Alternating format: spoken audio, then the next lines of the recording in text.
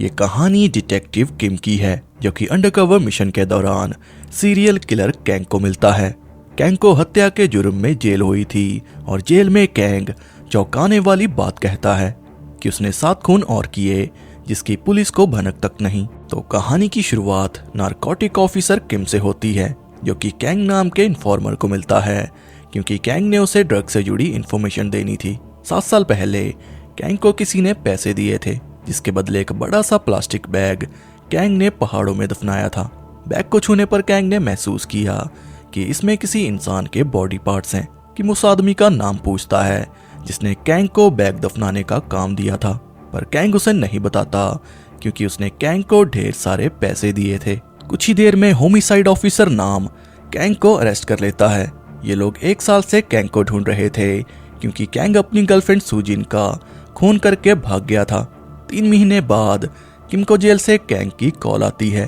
वो किम को कहता है कि मैंने सुजिन के अलावा 6 खून और किए, फिर उन सबकी डेड बॉडीज को काट के अलग अलग लोकेशन पे दफना दिया।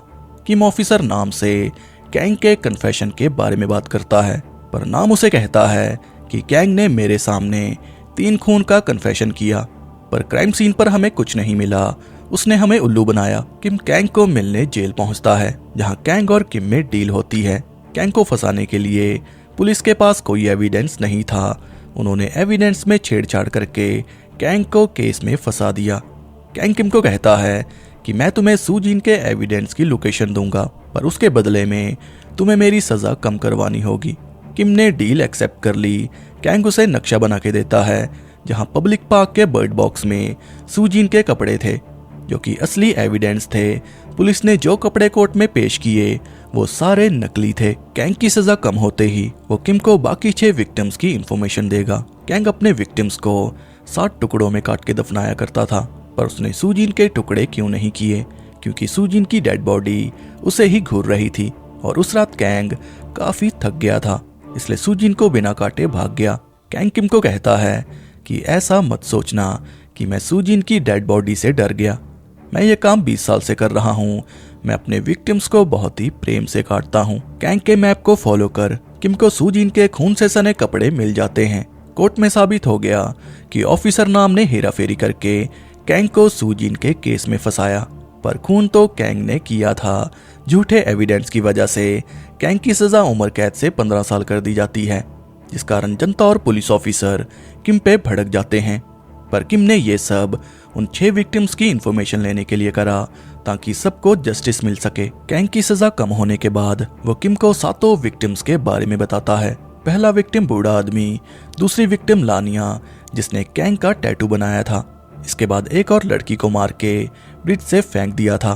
फिर एक और लड़की को यूनिवर्सिटी के सामने वाले घर में जला के मार दिया था। कैंग की मेंटालिटी ऐसी थी कि जब तक कैंग किसी को मार ना दे, उसके दिमाग को शांति नहीं मिलती। कैंग किम को 7 विक्टिम्स की डिटेल दे देता है, पर किम को डिटेल प्रॉपर चाहिए थी, जिसे सुनकर कैंग किम पे भड़क जाता है कि तुम्हें क्या लगता है किसी को मारना आसान काम है? डेड बॉडीज को काटने में जान निकल जाती है। मैंने तुम्हें जानकारी दे दी है, बाकी इन्वेस्टिगेशन करना तुम्हारा काम है, और मुझे इतनी इन्फॉर्मेशन के बदले अच्छे सनग्लासेस चाहिए जो धूप में रंग बदलते हों। अब इसके बाद किम ब्रिज के सीसीटीवी को चेक करता है, जहां से कैंग ने फीमेल विक्टिम को मारा था। किम अच्छे से इन्वेस्टिगेशन कर रहा था, क्योंकि कैंग को उम्मीद थी कि कोई ना कोई एविडेंस मिल जाएगा, पर सरकार के पास इतना बजट नहीं है कि डाटा को स्टोर करके रख सके, इसलिए पुराने सीसीटीवी रिकॉर्ड को डिलीट कर दिया जाता है। यानी कि किम के हाथ कोई एविडेंस नहीं लगा। किम को होमिसाइड यूनिट में ट्रांसफर कर दिया जाता है, क्योंकि उसने पुराने केसेस को रीओपन कर लिया था। ऑफिसर जो किम की मदद करना चाहता है, पर किम ने इग्नोर कर दिया। कैप्टन जेम किम को पुराने केसेस का पीछा छोड़ने को कहता है कि मार्केट में नया सीरियल किलर आ चुका है, तुम इन केसेस को देखो, क्योंकि तुम्हारी तरह एक और ऑफिसर ने इन्हीं केसेस को रीओपन किया था, पर बदले में कुछ नहीं मिला, नौकरी से हाथ धोना पड़ा। और जब से तुमने कैंग की सजा कम करवाई है, डिपार्टमेंट के लोग तुमसे नाराज हैं। पर किम ने फैसला कर लिया था कि किसी भी हालत में उन विक्टिम्स को जस्टिस दिलाऊंगा और कैंग को सजा। कैंग के बारे में डिटेल से जानने के लिए किम उसके आस पड़ोस में इन्वेस्टिगेशन करता है, जहां से किम को पता चलता है कि कैंग की 2 बहनें थी। मां की सुसाइड के बाद बड़ी बहन ने फांसी लगा ली थी। कैंग के पिता दारू के नशे में कैंग और उसकी छोटी बहन को बेरहमी से पीटते थे। उनकी बॉडी पर चोटों के निशान होते थे। कुल मिला के दोनों बच्चों की जिंदगी किसी नरक से कम नहीं थी। यानी कि कैंग को सीरियल किलर उसके बाप और हालातों ने बनाया। कैंग की बहन सूक से किम को पता चलता है कि एक दिन अचानक से उनके पिता कहीं गायब हो गए। वो आज तक वापस नहीं लौटे। अब इसके बाद किम कैंग के विक्टिम्स की इन्वेस्टिगेशन में लग जाता है। वो पोनीटेल पार्क नाम के विक्टिम की तलाश में क्लब पहुंचता है, पर पोनीटेल पार्क जिंदा था। वो किम को कहता है कि कैंग पे भरोसा मत करना, साला झूठ बोलता है। एक बार उसने मेरे क्लब में चोरी करने की कोशिश की थी, जिस कारण उसे पीट के भगा दिया। किम नोटिस करता है कि पोनीटेल पार्क ड्रग्स का काम करता है और शायद उस दिन कैंग उसी की इंफॉर्मेशन देने आया था। किम कैंग को कहता है कि पोनीटेल पार्क जिंदा है, तूने मुझे झूठ बोला। अब कैंग को चश्मा देके किम दूसरे विक्टिम की लोकेशन मांगता है कि तूने सबको कहाँ दफनाया, और तभी कैंग किम को सैंगोक टाउनशिप के टूम्स की लोकेशन देता है कि अगली विक्टिम तुम्हें वहीं पे मिलेगी, मैंने उसे वहीं पे काट के दफनाया था। अब कैंग ने किसे दफनाया था तो ये सब किम को पता लगाना है। टूम्स की लोकेशन पर कई सारे टूम थे, क्योंकि ये घटना सितंबर 2008 की है और इस बात को 10 साल हो चुके हैं। और 10 साल पहले कैंग टैक्सी चलाता था। किम टैक्सी कंपनी से कैंग के बारे में पूछता है। रिकॉर्ड से किम को पता चलता है कि 12 सितंबर 2008 के बाद अचानक से कैंग ने आना बंद कर दिया। किम 12 सितंबर के आसपास की केस फाइल देखता है, जिसमें उसे ओजी नाम की बारटेंडर के बारे में पता चलता है, जो कि 12 सितंबर के बाद मिसिंग थी। किम ओजी की ग्रैंडमा को मिलता है और दुनिया में ग्रैंडमा का ओजी के अलावा कोई नहीं था।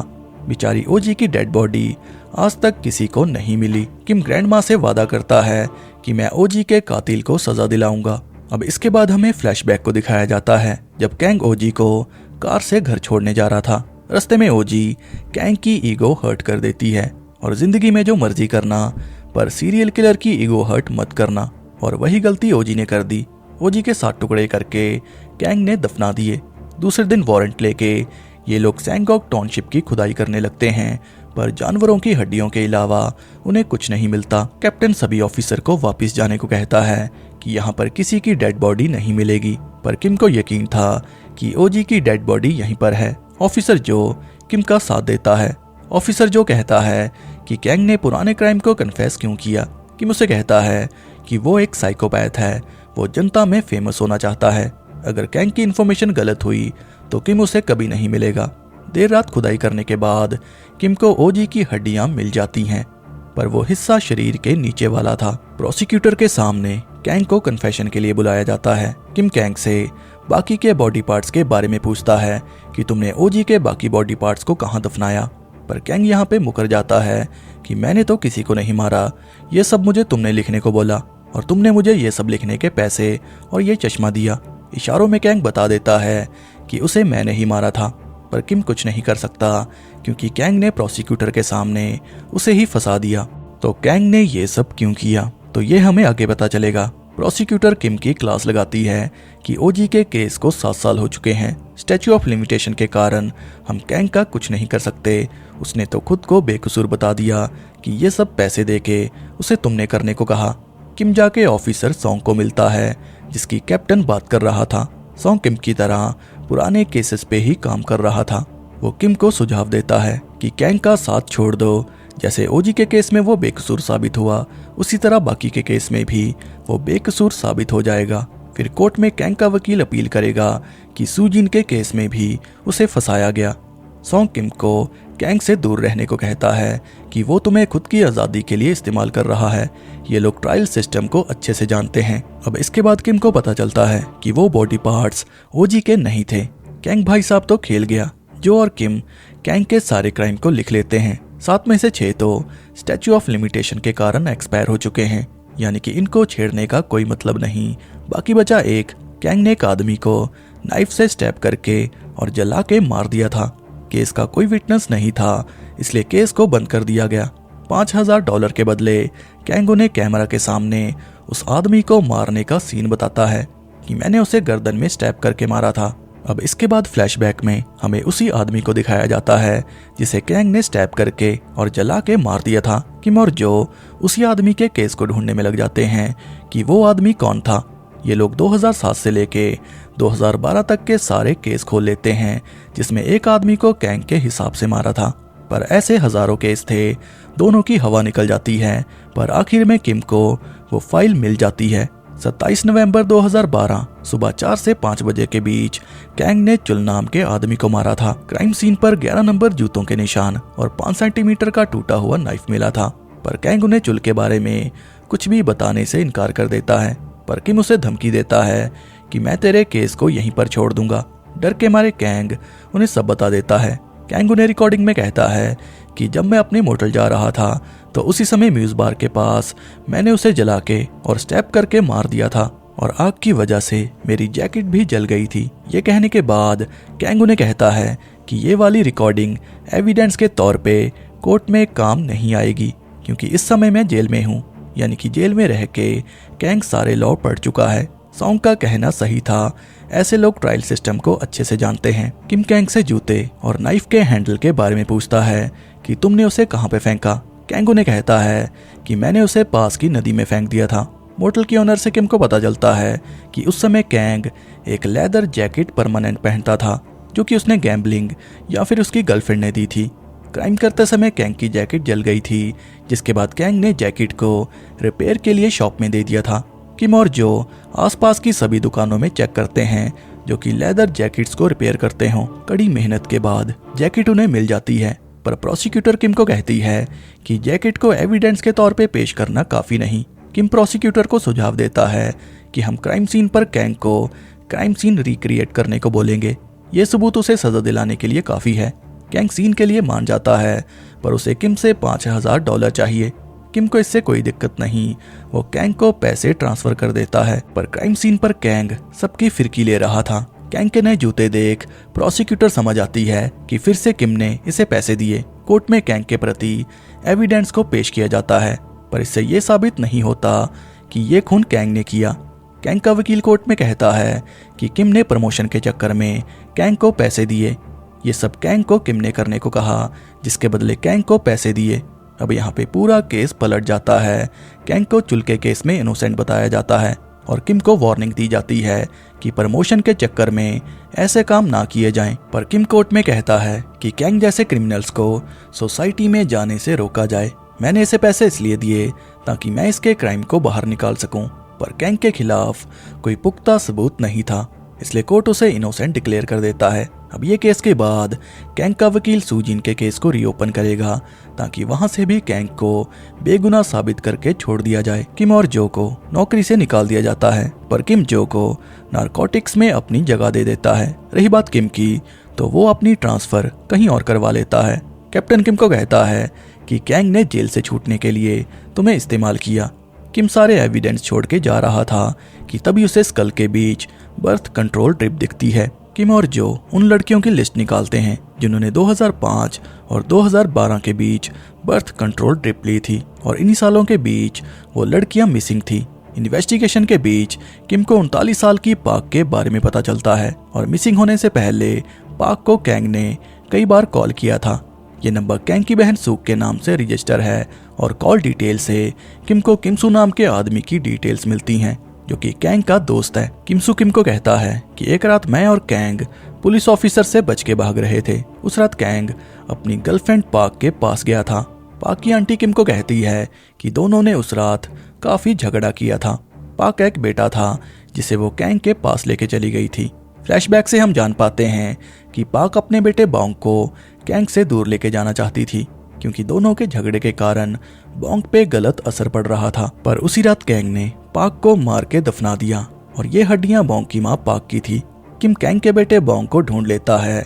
कैंग की बहन किम को बता देती है कि उनके पिता को कैंग ने मारा था, इसलिए आज तक वो घर वापस नहीं लौटे, और सबसे पहला खून कैंग ने अपने पिता का किया था। किम आखिरी बार कैंग को मिलने जेल पहुंचता है। वो कैंग के सारे काले चिट्ठे उसके सामने रख देता है कि कैसे उसने पाक और अपने पिता को मारा। किम उन सबको जस्टिस दिलाना चाहता है जिनको आज तक इंसाफ नहीं मिला। कोर्ट में पाक का बेटा गवाही देता है कि आखिरी बार मेरी माँ कैंग के साथ गई थी, और कॉल डिटेल के हिसाब से कैंग ने आखिरी बार पाक को कॉल की थी। कोर्ट में साबित हो चुका था कि कैंग ने ही पाक को मारा, इसलिए कोर्ट कैंग की सजा को उम्र कैद में तब्दील कर देता है। किम आज भी कैंग के मारे विक्टिम्स की लाशें ढूंढने में लगा है। किम ने कैंग को सजा दिला के सोसाइटी को कैंग के आतंक से बचा लिया। अगर 15 साल बाद कैंग जेल से छूटता तो फिर से खून करने का सिलसिला शुरू हो जाता। तो बात करें कैंग की, उसने किम को स्टैचू ऑफ लिमिटेशन के क्राइम क्यों बताए? क्योंकि कैंग को अच्छे से पता था कि किम उसे गुनहगार साबित नहीं कर सकता, पर ज्यादा चालाकी कई बार गड़बड़ी कर जाती है। पाक का केस अभी स्टैचू ऑफ लिमिटेशन से बाहर था, जिस कारण उसे उम्र कैद की सजा हो गई। किम का इस्तेमाल करके कैंग सारे केसेस से बाहर आना चाहता था, पर किम की हिम्मत ने उसे सलाखों के पीछे डाल दिया। कैंग ने पहले ऑफिसर नाम को इस्तेमाल करने की कोशिश की, पर ऑफिसर नाम को ऑफिसर सॉन्ग ने समझा दिया था कि उससे दूर रहो, वो तुम्हारा इस्तेमाल कर रहा है। जब नाम की दाल नहीं गली तो कैंग ने किम को यूज किया, पर आखिर में किम भी कैंग पे भारी पड़ा। ये सच्ची कहानी हमें ये दिखाती है कि ढेर सारे अपराध छुपे रह जाते हैं क्योंकि सिस्टम गंभीरता से उनकी तहकीकात नहीं करता। विक्टिम्स को न्याय दिलाने के लिए कितनी कीमत चुकानी पड़ती है, ये किम ने हमें बता दिया। तो अगर ये वीडियो आपको अच्छी लगी हो तो इसे लाइक, शेयर और कमेंट करना ना भूलें।